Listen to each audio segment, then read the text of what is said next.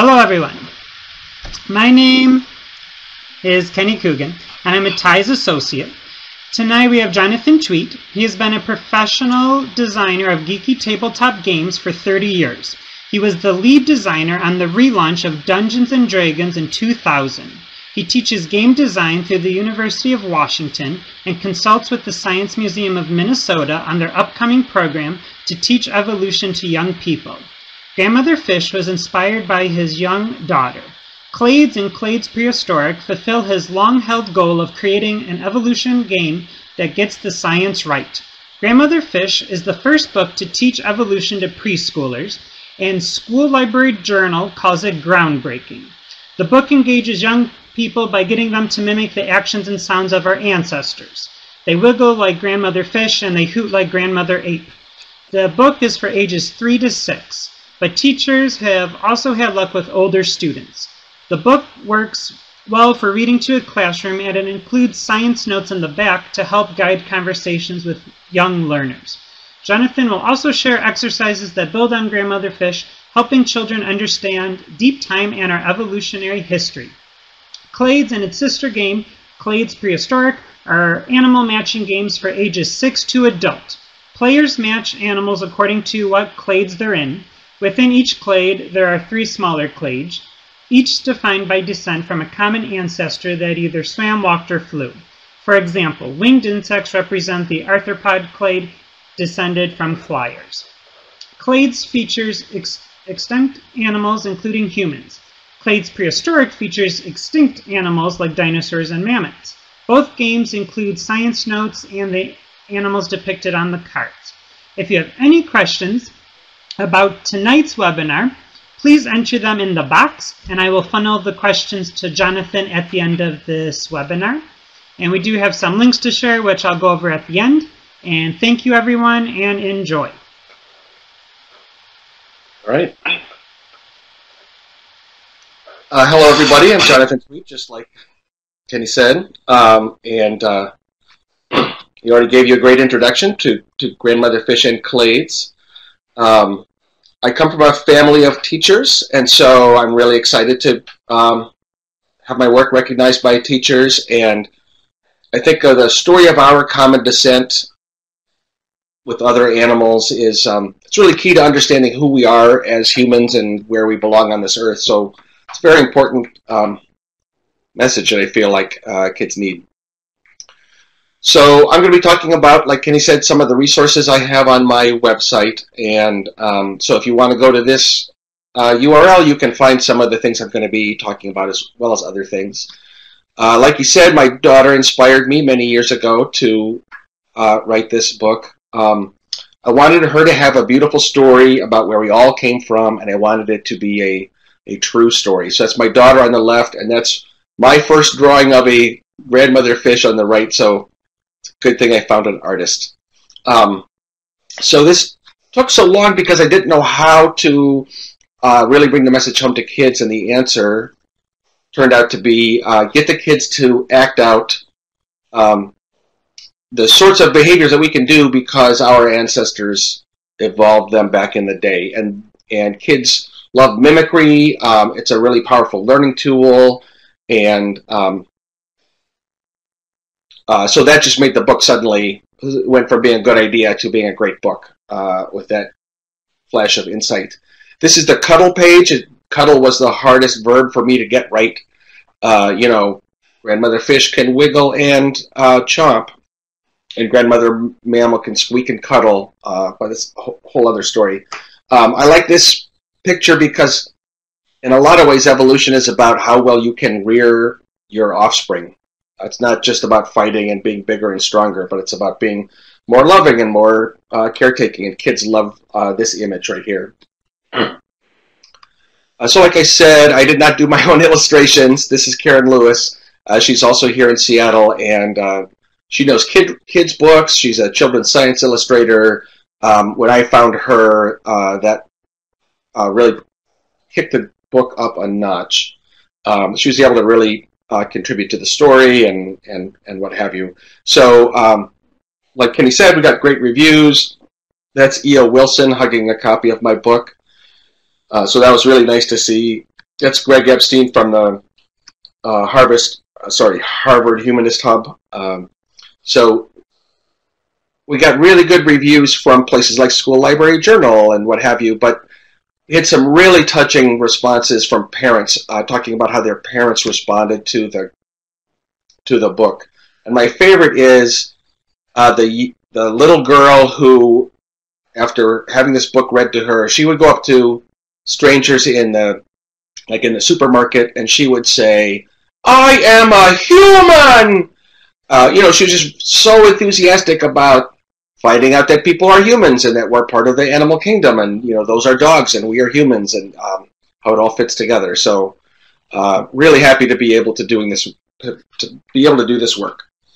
So, Clades is sort of my second evolution project for kids, and as a game designer, I've thought for years about how to do an evolution game, but the problem is games are about making deliberate choices, and evolution is about wonderful things happening with nobody making any decisions about it. So it's a really hard mismatch. So the way Clades works is that you're matching the animals. You are not guiding them through stages of evolution. You're just matching them according to their evolutionary history.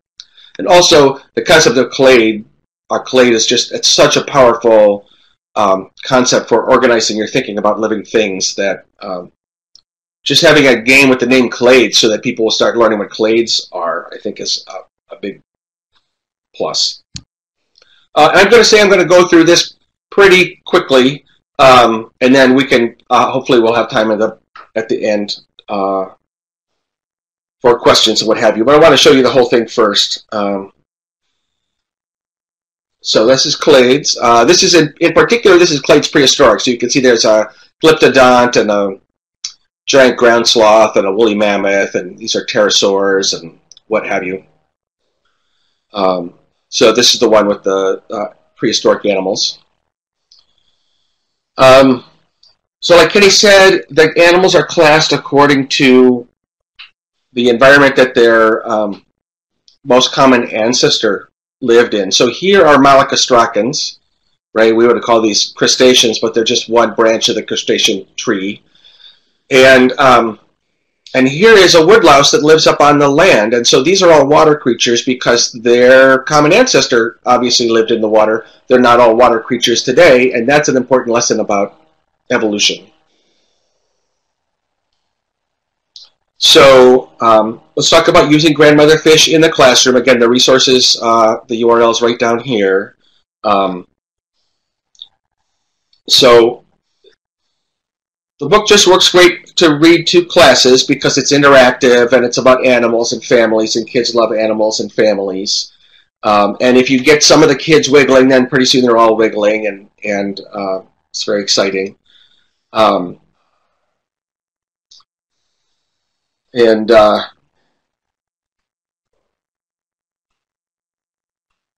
Sorry, here's so you have a wiggle along, I call it, instead of a read along, because the kids wiggle and they chomp and what have you, and then you can add scientific commentary sort of as you go.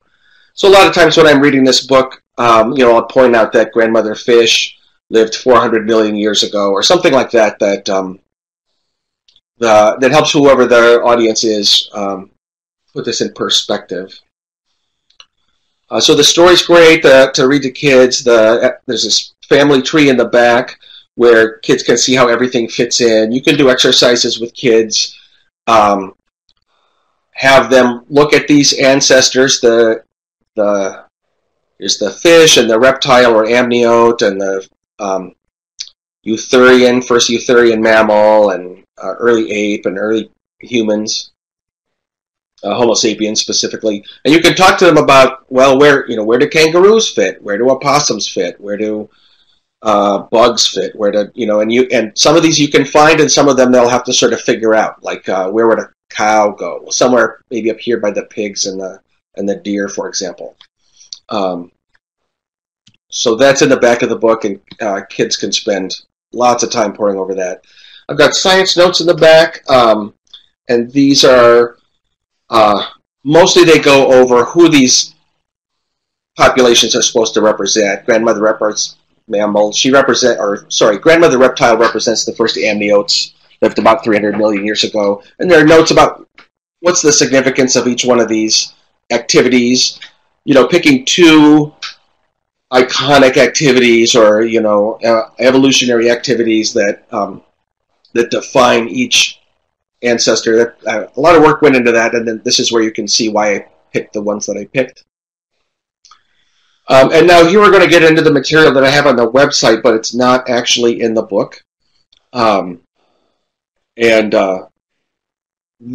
This is my way of getting kids to sort of understand what does it mean for grandmother fish to have lived 200 million generations ago.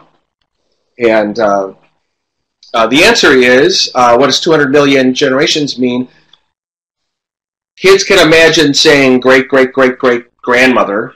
Well, if you said great-great-great-great enough times for grandmother fish, it would take you 3 years to say her whole name out loud. And then you can see for each other ancestor, of course, it's a smaller amount of time. And for grandmother humans, it's just 80 minutes. You could conceivably have kids say all of grandmother humans' greats. So then related to this is a timeline exercise that sort of shows how the different ancestors stack up relative to each other. So I start a timeline like kids line up on anywhere where there's a long, straight place of floor. And you have 5 kids, one for each grandmother, and they line up on these proportions. So at one end is grandmother fish, the first jawed fish, and at the other end is grandmother human. And then 3/4 of the way down is grandmother reptile, and about half the way down is grandmother mammal. And then when the kids are in this timeline, then you can talk to them about, well, when did the dinosaurs live, and when did the dinosaurs die out, and what about this giant extinction event that happened 250 million years ago that nobody talks about, as if the dinosaur extinction was the big one. You know, what did animals look like before this extinction event, and what did they look like after? So whatever it is that your sort of kids are capable of. But then sort of the payoff of the timeline is you then switch it to the timeline's now going to represent not time since the first jawed fish, but rather time since the earliest life. And so now one end of the timeline, maybe you get a 6th kid up there, is the beginning of life, and all the other kids have to squeeze down to the last 1/9 of the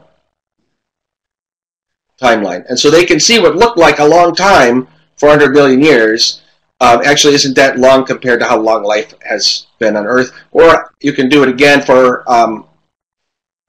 when the Earth started. So you can have a kid, one kid would be the Earth, one kid would be life on Earth, that's 1/10 of the way down.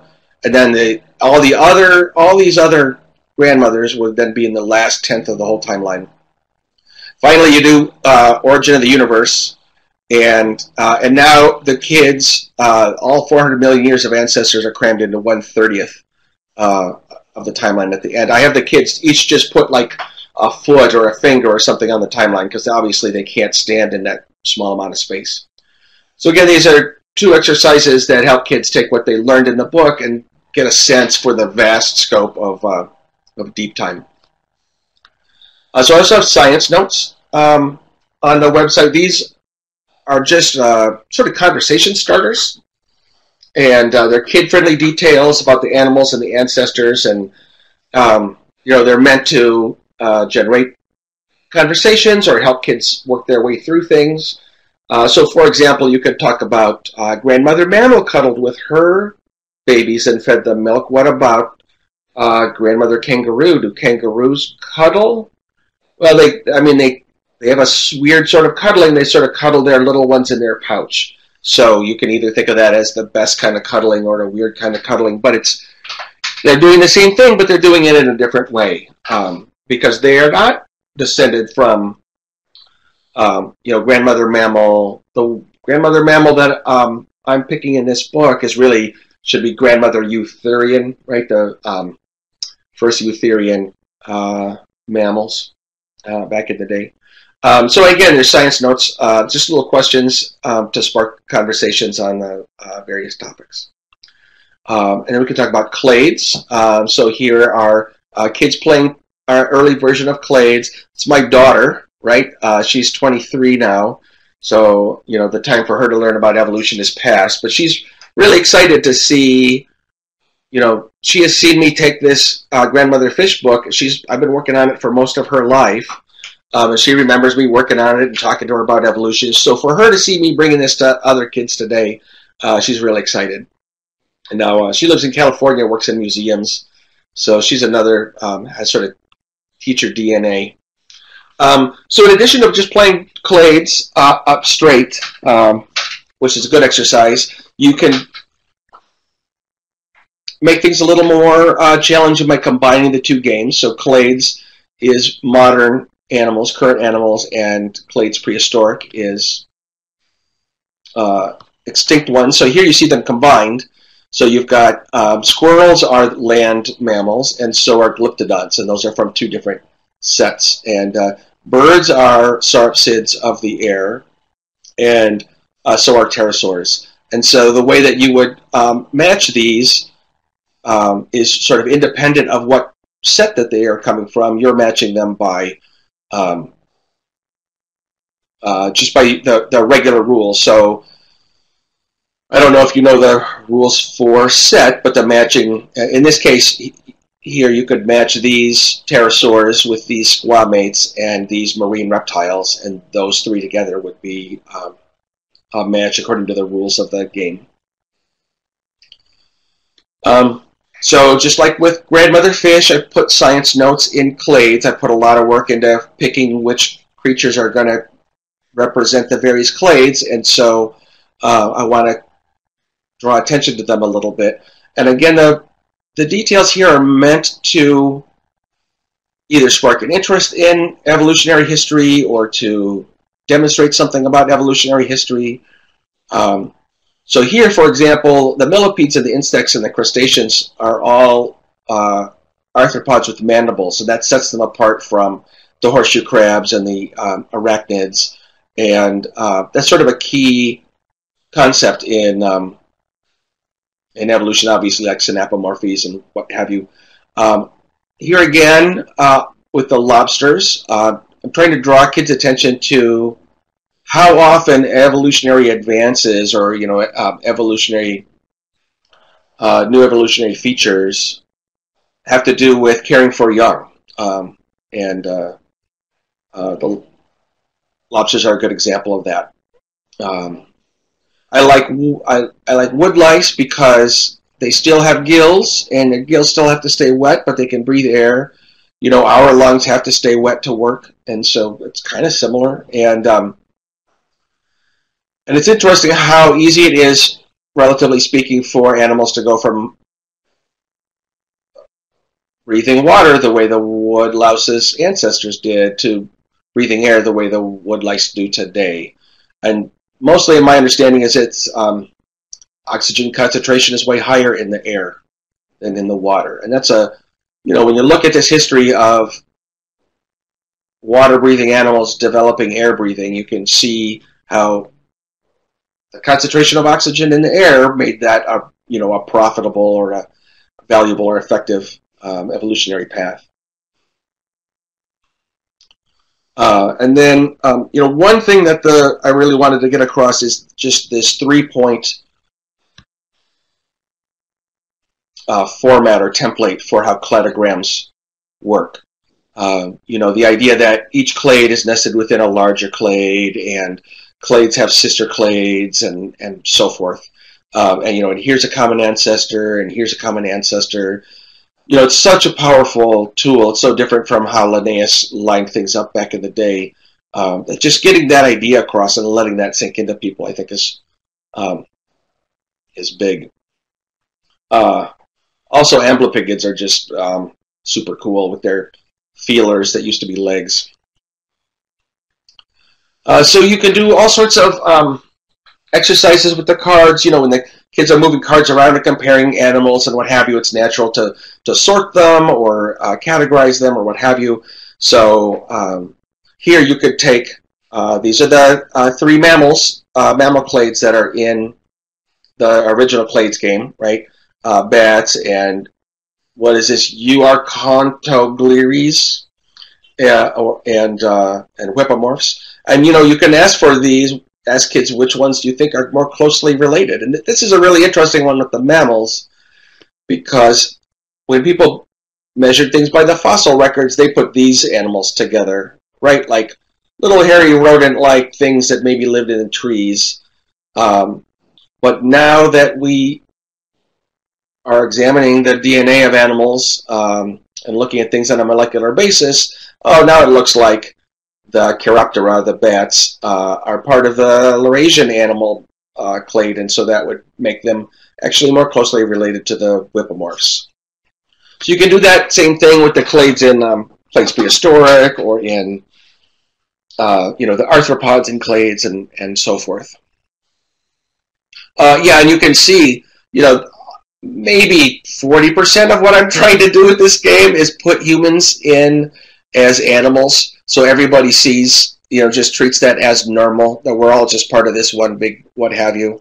And playtesters reported that they would see people's eyes sort of light up when they see this, because it comes as a surprise. That, oh, wow, yeah, that's a person.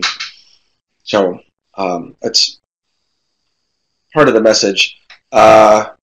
So here you can think about the most recent common ancestor. So like what would the most recent, you can look at here, like what would the most recent common ancestor look like of all these things? Well, it's probably some kind of lizard. Actually, it probably looks something like a gecko. What's the common ancestor of these, and the common ancestor of these, and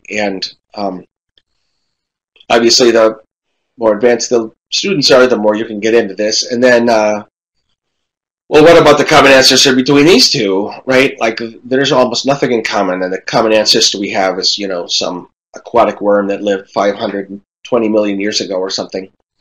You can even bring in like the mollusk or the ray-finned fish. Those are bonus cards because they don't fit into the regular clade hierarchy or tree. But you could talk about the most recent common ancestor between ray-finned fish and tetrapods, for example, and that was, the earliest bony fish. Well, just like for grandmother fish, I have questions on my website that you can download. It's kind of one question about each one of the clades in the game. And again, just pointing people to evolutionary history, or how, how things fit together. Finally, this is not related to either the book or the game, but it's a lot of fun. It's a Charles Darwin dance, so it sounds like the hokey pokey, but you're talking about deriving limbs one at a time out of your, the fish body that was like the original template for all tetrapods. And I've got some other resources up there that are not exactly related to grandmother fish and clades, or Clades Prehistoric, but like this one, they're still fun. Well, I think I talked fast. I'm sort of at the end. Following us on Facebook is sort of the best way to keep in touch with us, and we would love to hear from you. So now I know some questions have queued up, and I would love to spend lots of time answering those. Great, thank you, Jonathan. Was it easy getting a publisher to accept a evolution book for children? Well, that's a great question. The answer is yes and no. So a friend of mine up in Canada, he's the Daniel Loxton. He's the editor for Skeptic Kids, I think it's called. Anyway, he wrote a book about evolution for kids, and he published it in Canada. He said it's really hard to have to get that topic picked up. And so what I did is Karen and we self-published. We went on Kickstarter, and we just took it straight to the audience, and we, you know, I think we printed 3,000 copies of our initial run, but then we had a great article on an NPR blog by Barbara King, went viral, and then we sold out. And so that selling out of our self-published print run sort of drew some attention. So we got an agent, and the agent then submitted the manuscript, or it was, by then it was a finished PDF, right? They could show you the final book. Submitted that around, and we had 3 different publishers all bidding on it. So it's hard to get it to stick until you have shown that it's something that there's really an interest in it. So, and I think that things are changing. I think that there is real interest now among the publishers in evolution for kids. There's lots of stuff for in science, but there's still a question of are all bookstores going to carry it or not, and that sort of thing. So, yeah, I don't know if we would have had any luck going straight to a publisher, but boy, I love Kickstarter as a way to, demonstrate what we can do. Yeah. Bertha is saying that she buys the book for all of her friends who are new parents. Good, yeah. And I agree. If we want more evolution children's books, we have to support our fellow writers.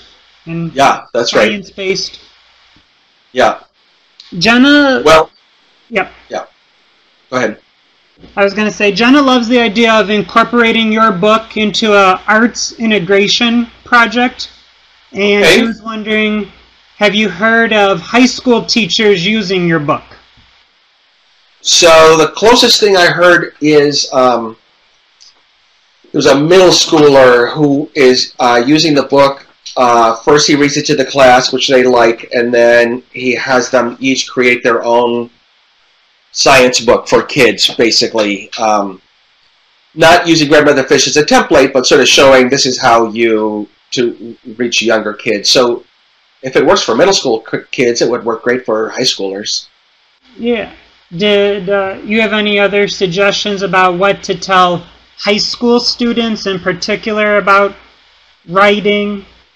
And then Bertha also asked, what was your thought process on how to get these difficult concepts accessible for little children? Yeah, so how do you make the concept accessible, and how do you coach kids to approach the writing task? Yeah. So I'll do the second one first.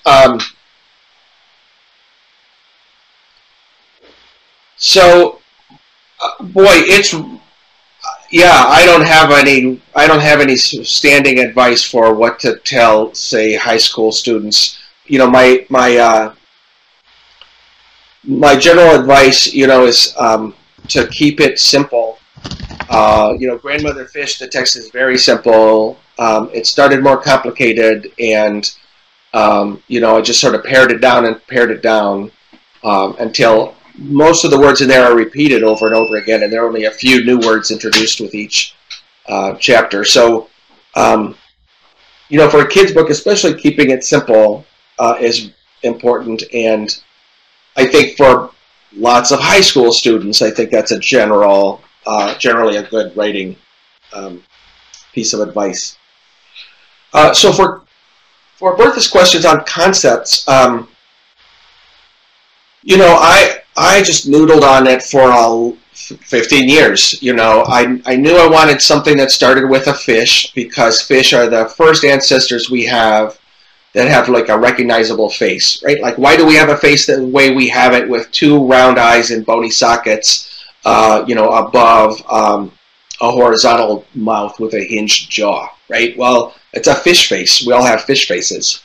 So I started with fish because that people can understand, and also sort of there's this almost, this super aesthetic or almost spiritual idea of the fish lives in the water and we breathe air, so obviously there's been this evolutionary change. So I knew I wanted to start there, and then I just tried to find the grandmothers that would sort of show the process. For a while I had Grandmother Salamander in there, but she was so similar to Grandmother Reptile that I had to take her out, and I feel like we're sort of missing a step. Tiktaalik or something should be in there. But if you want to get it across to kids, it's got to be super simple. So I cut that out. And then honestly, I struggled for years and years trying to figure out, all right, well, I'm going to talk about a fish, and I'm going to talk about a reptile, I'm going to talk about a ape. Like, what am I going to say? And for years, I sort of spun my wheels and couldn't, you can say stuff and what have you. And my original plan was to draw attention to body parts, like grandmother fish had a tail. Do you have a tail? Oh, you don't have a tail. And sort of compare anatomy. And I think that's a basic evolutionary step or process method. But, I was literally, soaking in the hot tub one day thinking about, just daydreaming. I was thinking about how mimicry must have been part of our early language, and an early way of communicating must have been using rituals and mimicry and what have you. And I imagine shamans would they mimic animals in a hunt to try to talk about hunting or whatever. And that's when I suddenly realized that what you need to do is have the kids mimic behaviors and sounds, and that would be the key. And that was such a big idea that I literally shook all over when I had that. I knew instantly that I had solved the puzzle I'd been working on. So, that's not great advice, right? That's, well, think about it for 15 years is how I did it. So I don't know any other way around it. Yeah, but that's how you did it. That is how I did it, and and it turned out great. So, yeah. All right. Well, I have one more question. If anybody else has questions, please enter them into the box. Jenna was wondering: are teachers allowed to use the illustrations to make copies and laminate them so the students can use them in a timeline activity? Yeah. So. I'm no lawyer, but my understanding is that you can make copies of things for educational purposes. And for sure, I can't speak for Macmillan, but I don't think Macmillan's going to come after teachers for using our book in class in that way. So, yeah, that seems great. Like having each kid hold up, like I'm grandmother fish, and they got a little picture of the fish. I think that would be fantastic. Yeah. That could be an icebreaker where they have to organize themselves based on what they think. Yep, that's right. And you could do all sorts of things. You could give kids. You've got 5 kids who are the 5 grandmothers, and then you have other kids that are given animals like monkey and dolphin, and they all have to figure out where they fit in the timeline, like which ancestors they have and which they don't, and what have you. Yeah, that would be cool. John Mead would like to know, what is your next evolution-related project? And he hoped there is one. Yeah, so on Thursday, Karen and I are getting together to talk about our next evolution-related project. We've got a bunch of ideas, but it's going to be more. We're looking at an evolution book for children. Our agent wants to see another book, and I think we've got more than one idea. That right now we're thinking about something that has to do with like emotions. Emotions are, an evolved capacity that humans share in common all over the world, and it's sort of like our universal language, smiling and laughing and what have you. And so to draw attention to that to children, I think would be really moving, right? Like, you speak different languages all over the world, but everybody cries in the same language, and kids know emotions and they react to emotions, and facial expressions they react to, and what have you. And so if there's some way that we can help kids understand their emotional capacities as something that our ancestors had before language. That's another sort of really big idea, but that's what I'm interested in, is like giving kids the biggest mind blower that I can. We actually have a video that's up on the internet somewhere of a 6-year-old girl having the book read to her for the first time. And when she sees Grandmother Human on the page, her mom turns to that page and she sees Grandmother Human. It clicks in this girl's head. She understands, wow, this is about me. This is about us. And she's so flabbergasted she can hardly ask a question. It's really cute. So that's what we're going for, is like the big ideas. Mm-hmm. And I bet that propels you to do another project. Yeah, exactly. I mean, we have got more projects than we're going to be capable of doing. We also want to do a poster of the evolutionary family tree, because that's really, there's just so much information in that family tree about who's related to who and what have you, and kids love it. Kids love to categorize, and they love to think about families, and they love to know who's with who, and so that's certainly on our list. Have you thought about comparing animals from the past to animals that are currently on Earth, like mammoths and to elephants and saber-toothed tigers to carnivores? Oh yeah. So, we touch on that a little bit, and like when you're reading Grandmother Fish, that elephant that you see in there is not a modern elephant, right? You see cousin elephant, but it's some extinct elephant from long ago. And the same thing with the whale. You see cousin whale, but cousin whale still sort of has fingers. Mm-hmm. So you can see it's not the modern whale. And then in the back, in the evolutionary tree, that's where you see modern whales and modern elephants. And so we touch on that. We do touch on that some.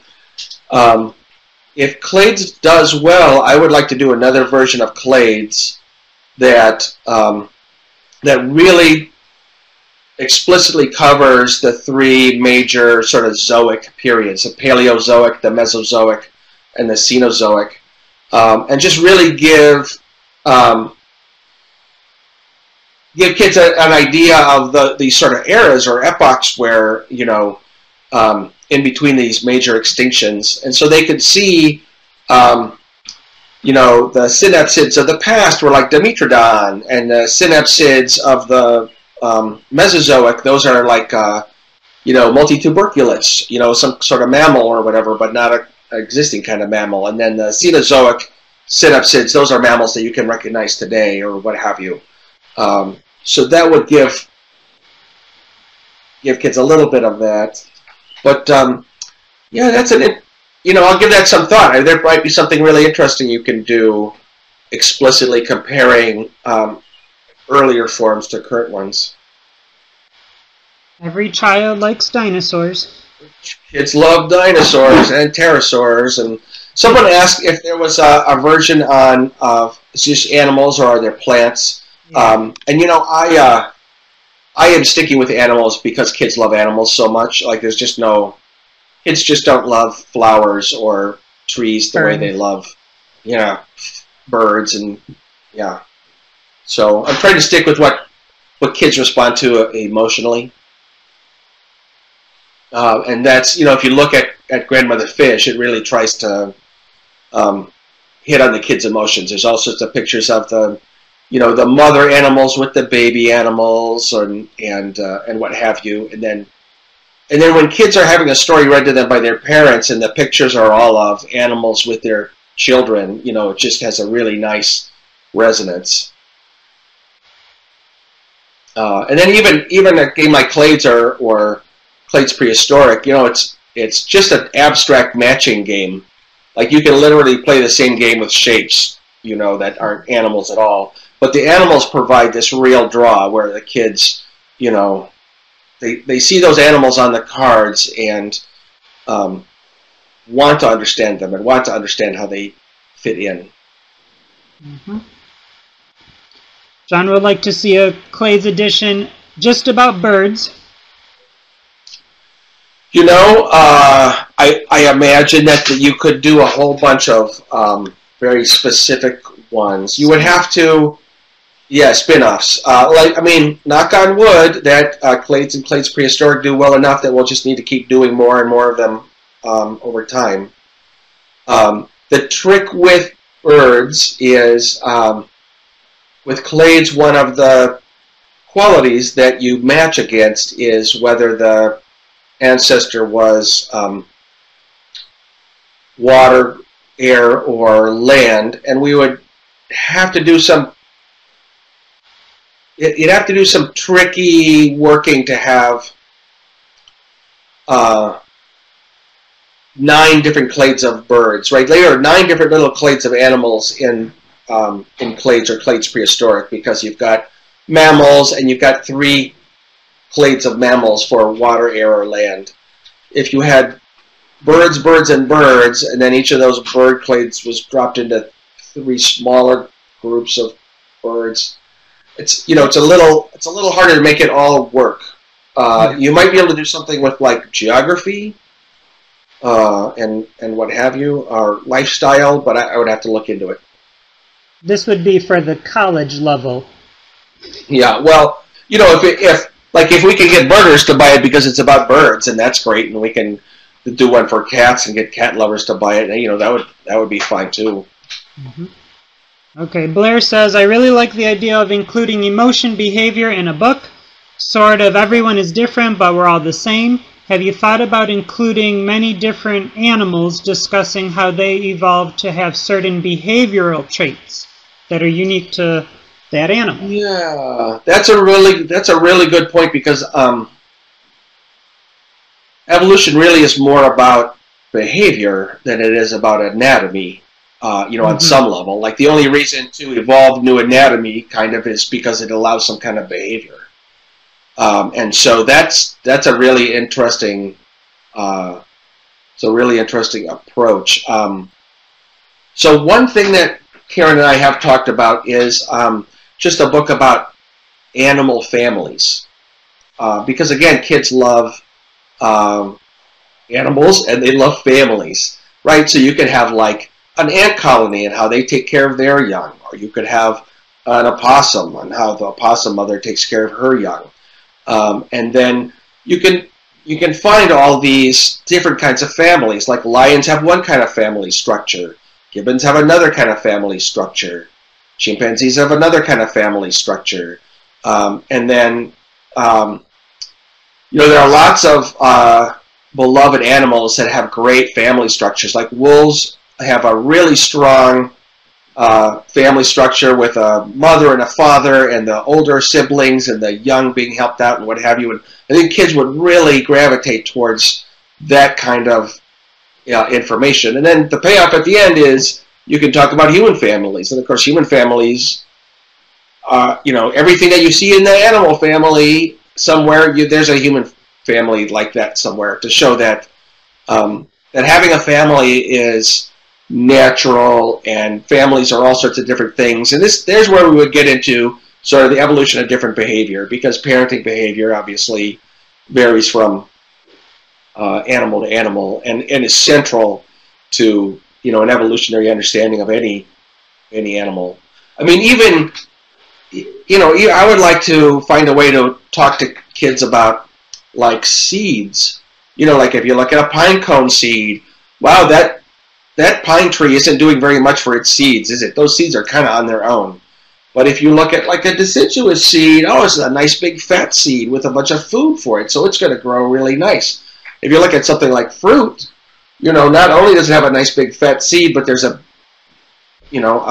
big fleshy fruit around it to trick animals into eating it so that they'll poop the seeds out other places. So even trees sort of evolve to take better and better care of their offspring. It's not exactly behavior, but it fits that theme of taking care of your progeny. If I'm going to suggest an idea, and if you like it, I want to go in halvesies with you. Yeah? The evolution of carnivorous plants and their pollinators. Oh, and their pollinators. Wow, I don't know anything about their pollinators. That's pretty interesting. And those are plants that kids would like, I think, is I love carnivorous plants. My dad was a big gardener, and he kept all sorts of pitcher plants and Venus flytraps. So yeah, that's actually a pretty good. I have about 50 specimens in my house, and they set their flowers before their traps open up in the spring, so they don't eat their pollinators. And usually it's also location. Their flowers are much higher than where their traps are. Interesting. Yeah, I never really thought about that. All right. Valerie said, I make a point to show how we're all related to all life, even a banana. They are not our ancestor, but we do have a common ancestor with them. Yeah. And Reginald agrees. He says, yes, I had a movement at my school in which students were all calling each other cousin. Yeah, that's cute. Yeah, so I think that is a really important point, that you can be related to things, but that doesn't mean that those things are your ancestors, right? Like, we're related to the fish we see today, but none of those fish are our ancestors, right? And fish are not evolving into reptiles, and monkeys are not evolving into people or whatever. So, yeah, that's a big one. All right, well, I've changed the background. Now we're back to the lobby. Yep. You can still ask questions in the box that says good evening. And if you can see my mouse, it says some links to share. Looks like people don't have sound. Oh, they got it. Okay. Sorry. Yeah, that was back in the intro. Oh, haha. Right here, you can go to our website. You can buy our bling, which includes t-shirts and mugs. And you can go to Jonathan's official website, where all of your little information, songs, all of your resources are there. Yep. So I'm going to stop recording this webinar, but if anyone has, another question in the next couple of minutes, we can respond by typing. Yep. So we want to thank, once again, Jonathan Tree for hosting our webinar, and have a good night, everyone. Yeah.